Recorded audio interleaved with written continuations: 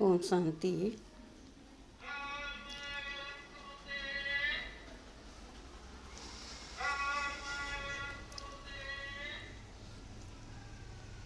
हमारी दादी जानकी सदैव अचल अडोल रहती थी।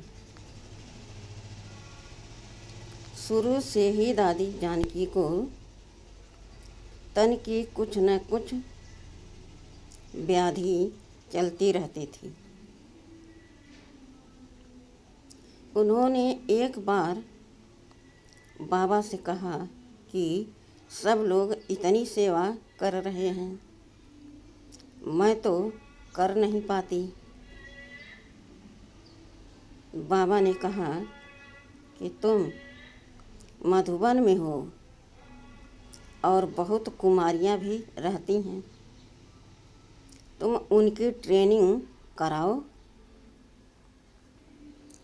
उस समय 20-25 कन्याएं मधुबन में थी। उनको ज्ञान का निश्चय का फाउंडेशन मजबूत करने की शिक्षाएं दादी देती थी। दादी में सेवा भाव तो था ही, परंतु सहन शक्ति भी बहुत थी। एक बार दादी की तबीयत अच्छी नहीं थी और हम सभी मुख्य बहनें लंदन में थी। समय की पुकार विषयक कार्यक्रम में सभी अच्छे लीडर्स आए हुए थे।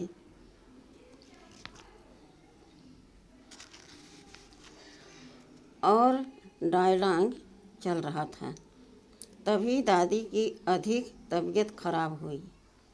उन्हें हॉस्पिटल में ले गए तो डॉक्टर ने बहुत कहा कि बेड पर लेट जाओ,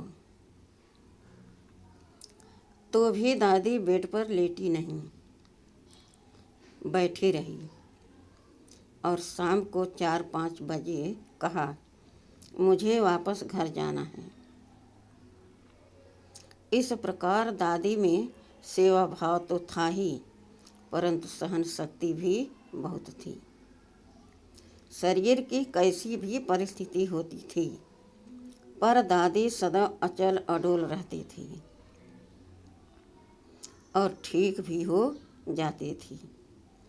दादी कहती थी कि जब सेवा के टाइम शरीर साथ नहीं देता है तो मैं अपनी भिन्न भिन्न स्थितियाँ जैसे अशरीरी स्थिति आदि इमर्ज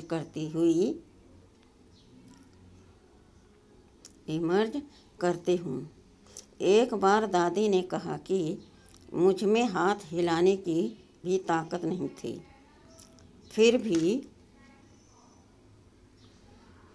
मैंने अव्यक्त बाप दादा को सामने इमर्ज करके अपनी अशरीरी अवस्था बनाई, तब मैं सब कुछ कर सकी। दादी का बाबा से गहरा कनेक्शन था। दादी का पुरुषार्थ बहुत गुप्त था। अंदर से बाबा से उनका गहरा कनेक्शन और साइलेंस की शक्ति थी।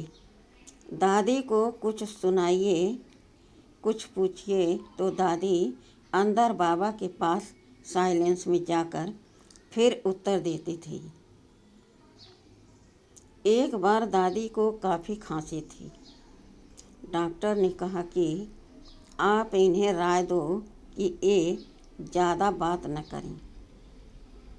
दादी के मन में था कि डॉक्टर्स तो डराते ही रहेंगे।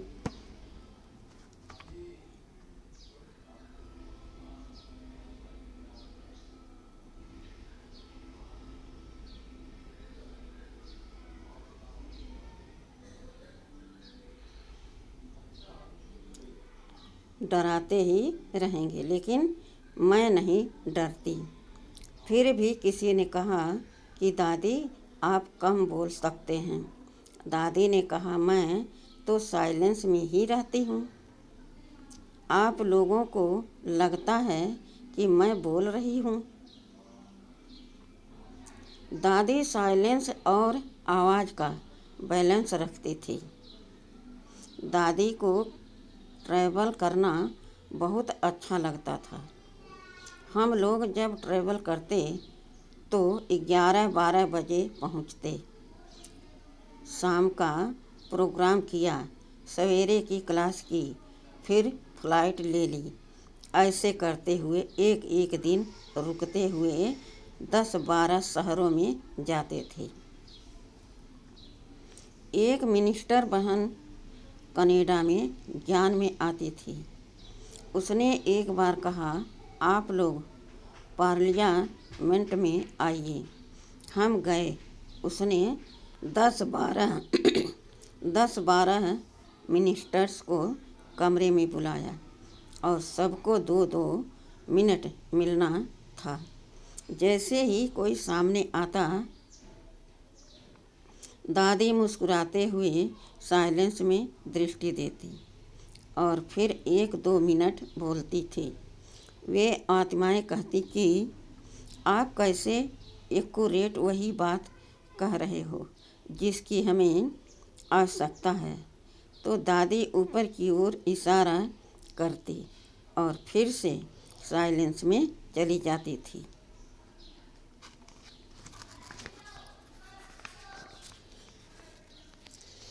दादी साइलेंस और आवाज़ का बैलेंस रखती थी। दादी कहती थी कि यह मेरे में जो बोलने की शक्ति है वह साइलेंस की है। कई बार दादी नए लोगों की बहुत बड़ी सभा में जाते ही पहले 3-4 मिनट साइलेंस में खड़ी हो जाती थी। तब सभी को बहुत साइलेंस का अनुभव होता था। दादी दिन भर कर्म भी करती थी, वांगली की सेवा भी करती थी, लेकिन अंदर में साइलेंस में भी रहती थी। किसी के मन में कोई आशा रह नहीं जानी चाहिए। दादी रहमदिल भी बहुत थी। एक बार एक बहुत बुजुर्ग माता ने कहा, मुझे 1 किलो बादाम चाहिए। दादी कमरे में आई, बादाम निकलवाए और कहा, उसको देकर आओ। हमने पूछा, क्यों? तो दादी ने कहा, कभी भी किसी के मन में कोई इच्छा, कोई आशा रह नहीं जानी चाहिए, नहीं तो कभी भी आत्मा अपना शरीर छोड़ेगी।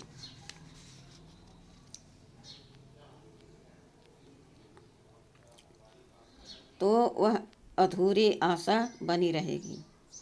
इसलिए किसी को कुछ भी चाहिए वो दो। दादी अमृत वेले बाबा के कमरे में जरूर जाती थी।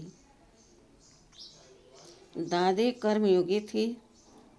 साइलेंस का मतलब यह नहीं कि बस बाबा के कमरे में बैठे रहो या योग में बैठे रहो, सिर्फ चल पाएँ ऐसी तबीयत हो तो दादी अमृत वेले अपने रूम में नहीं बैठती थी, बाबा के कमरे में जरूर जाती थी। लंदन में योग का छोटा सा कमरा था जो योग करने वालों से भर जाता था। वहाँ भी दादी बैठती थी। शाम को 7-7:30 बजे दादी सब कार बंद करा देती थी कि योग का समय है। एक दादी हमारे साथ होनी चाहिए।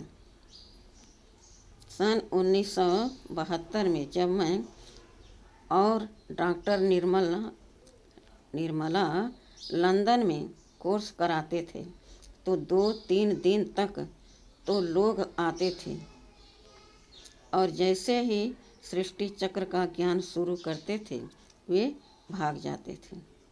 इंग्लिश तो बोलते थे पर हम लोगों के सुनाने का तरीका थोड़ा भारतीय था। उन दिनों में 5000 साल का चक्र है, रिपीट होता है, यह भी सुनाते थे तो वे लोग ठहरते नहीं थे। तब हमने सोचा क्या किया जाए। हमें महसूस हुआ कि एक दादी हमारे साथ होनी चाहिए। हमने मधुबन में दादी प्रकाश मणि और मनमोहिनी दीदी को लिखा कि हमारी इच्छा है अगर दादी जानकी हमारे साथ होंगी तो हम लोगों को भी पालना मिलती रहेगी, हिम्मत बनी रहेगी। हम तो अभी निकले ही हैं भारत से। आप आश्चर्य करेंगे कि दोनों ने आपस में राय की। बाबा से पूछा कि बहनें ऐसा लिख रही हैं, ऐसा लिख रही हैं। पुणे के कई सिंधी परिवार हांगकांग, लंदन आदि जगहों पर थे और दादी जानकी से उनका कनेक्शन था। फिर दादी और जयंती दीदी लंदन आए। हम ज़मीन पर सोते थे। हमारे पास कोई सुविधा तो थी नहीं।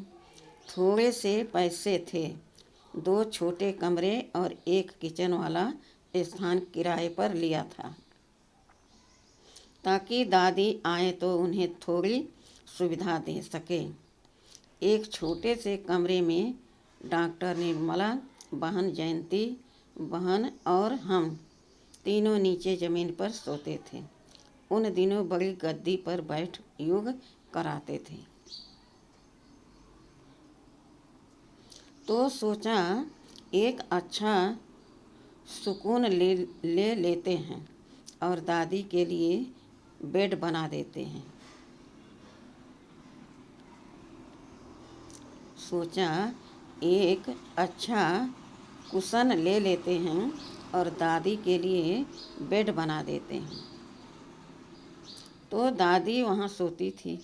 दादी हंसी में कहती थी, तुम महारानियाँ नीचे सोती हो पट पर, तो मैं पटरी पर सो गई तो क्या बड़ी बात है। एक छोटा सा बाथरूम, छोटा सा किचन था। दादी बहुत खुश रहती थी। बाबा का बनने के बाद हमने भी कहा भी सो लिया। कुछ भी खा लिया। स्थापना तो ऐसे ही होती है। हमारी मनोहर दादी यमुना के कंठे पर बैठी और हम लोग भी बहुत घरों में तहखाने में रहे बहुत सालों तक। खासकर जब पहली बार किसी देश में जाते थे तो कुछ होता नहीं था। हमारे पास गाड़ी भी नहीं थी। हम सेवा पर ट्रेन, बस आदि में जाते थे। दादी को नहीं ले जाते थे। एक बार दादी ने कहा कि मुझे भी आप लोगों के साथ जाना है। उस दिन लग रहा था कि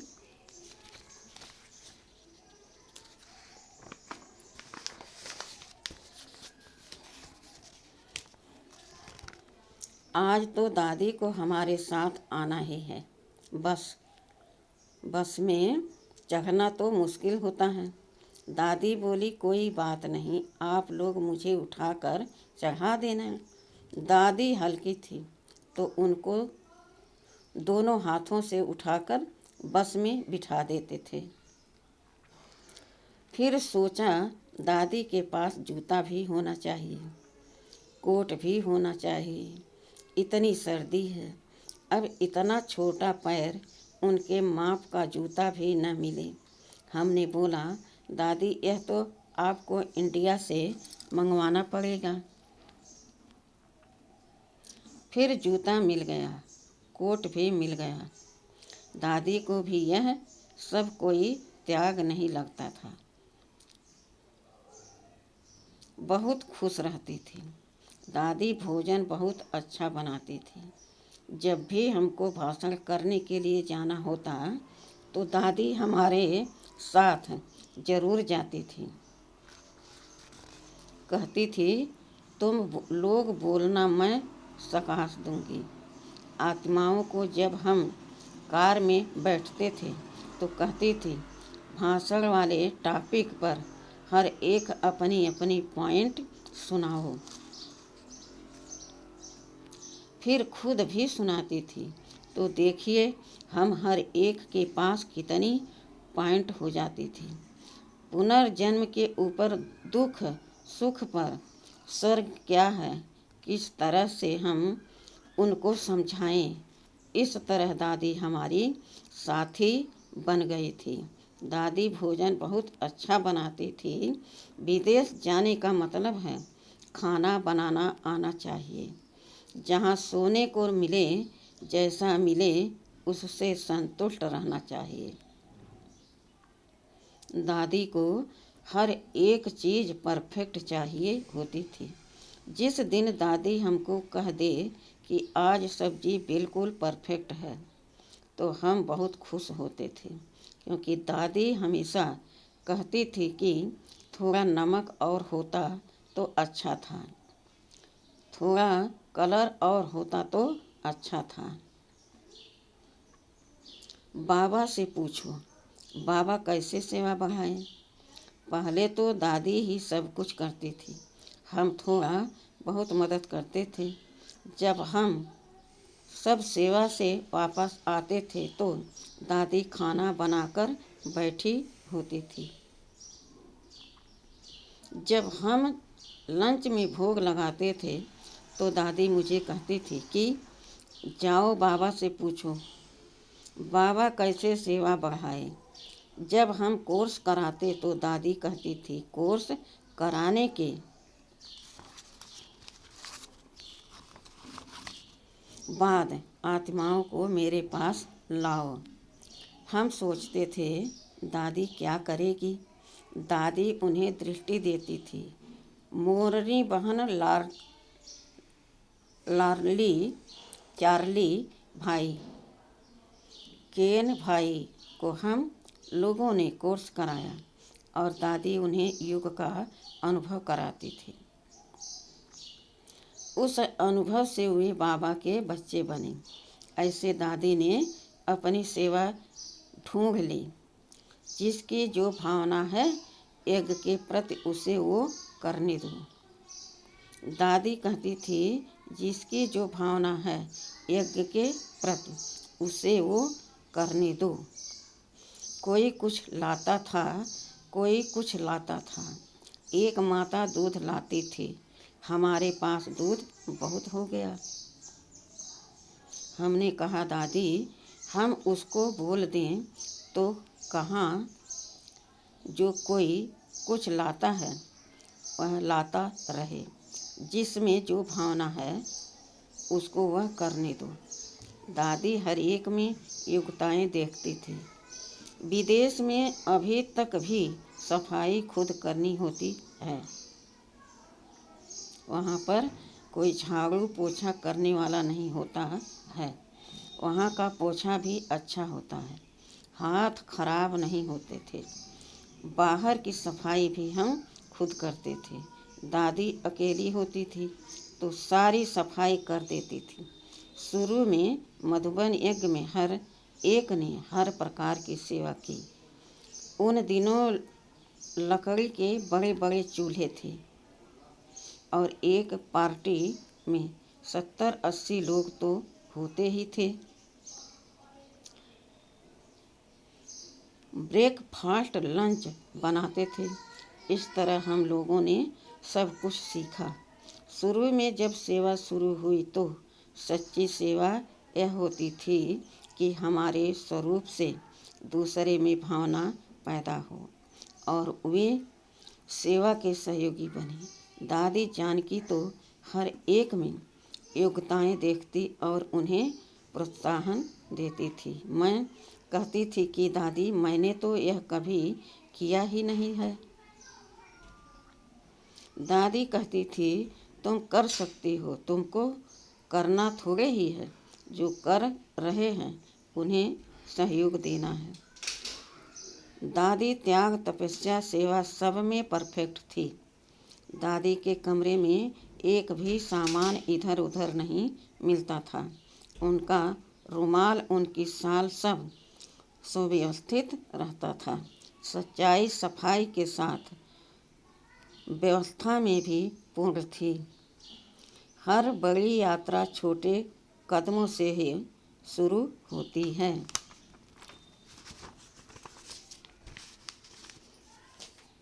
अच्छा, ओम शांति।